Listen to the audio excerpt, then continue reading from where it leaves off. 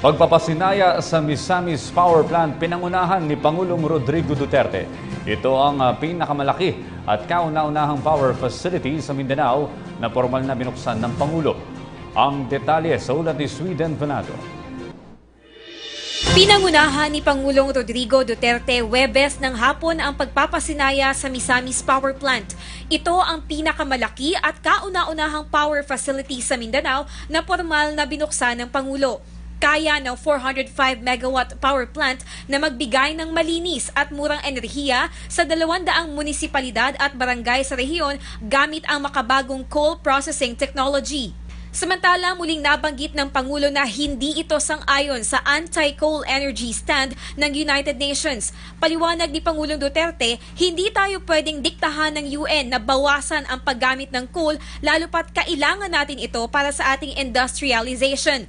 Nabanggit din ng Pangulo ang mababang carbon footprint ng Pilipinas na malaking tulong sa kalikasan. They want to lower, but they also want us to go lower than usual. So they would want to the limit, and we cannot raise higher than the ratio that we've been using. You are used to. So pagka saka tagamay. Now, if we want to industrialize our country, because we were left behind by so many generations, you have to keep up with developments. And the vow right now to use is coal.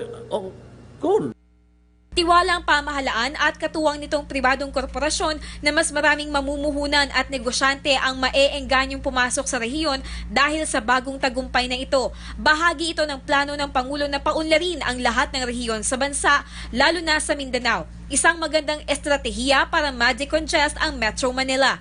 Sa talumpati ng Pangulo, binigyang diin ito na kailangan ng itigil ang joint patrol ng tropa ng militar ng Pilipinas at Estados Unidos sa pinag-aagawang teritoryo sa West Philippine Sea upang hindi na lumala pa ang tensyon sa China.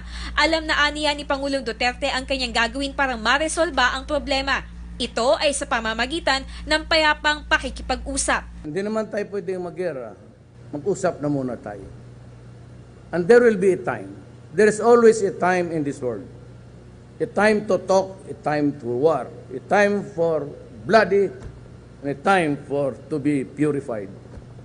It's not the time because we cannot depend on anybody except us. I do not expect you, United States, to die for us. So we'll just have to navigate our way around here. Me, I'm willing to talk. I'm going to China because I want. Then, kung kami na lang doon, I will present the problem to him and I would say to him. Para sa PTV News, Sweden Velado, Misamis Oriental. Sa iba pang mga ulat, mga natatanging pulis na kasama sa kampanya kontra iligal na droga binigyan ng parangal ni Pangulong Rodrigo Duterte sa kanyang pagbisita naman sa Camp Vicente Alagar sa Cagayan de Oro. May ulat si Sweden Velado. Apat na magigiting na pulis ang binigyang pugay at personal na pinarangalan ng medalya ng kadakilaan ni Pangulong Rodrigo Duterte nang bumisita ito sa Camp Vicente Alagar, Cagayan de Oro City. Isa sa kanila si Police Chief Inspector Ariel Philip Pontillas. Isa siya sa may malaking papel na ginampanan para mahuli ang mga high-value target on illegal drugs sa kanilang lugar. From 1 year natin na umaabot na kami ng mga more than 100 drug pushers arrested and more on maabot natin kami ng 150 grams of shabu na aming nakuha. Ayon kay Pontillas, ang ganitong klase ng mga parangal at pagkilala na nanggagaling pa mismo sa Pangulo ang nagbibigay sa kanila ng inspirasyon para pagbutihin palalo ang kanilang trabaho.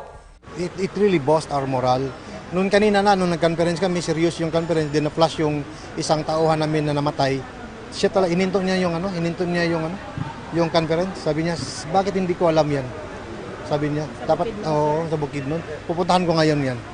Ako parang umiyak ako. Sabi ko, ito talagang leader ang kailangan na. Makakaasaan niya si Pangulong Duterte na patuloy siyang magiging kakampi at kaakibat nito sa paglaban sa iligal na droga at kriminalidad sa bansa. Nangako rin ito na tutuparin niya ang kanyang tungkulin hindi lamang para sa kanyang mga anak, kundi para na rin sa mga susunod pang henerasyon. Laking pasasalamat din ni Police Chief Inspector Pontilla sa cash reward na ibinigay ng Pangulo na nagkakahalaga ng 200,000 piso. Hindi ko na-expect yun. Hindi ko na-expect na bibigyan kami ng award. Hindi ko na-expect yun. Nagulat lang ho kami. And the first thing on my mind was to share to the less fortunate yung binigay niya sa akin. Para sa PTV News, Sweden Velado, Cagayan de Oro. Ako po si Cathy San Gabriel. Subscribe na sa PTV YouTube channel. I-click lang po ang subscribe button.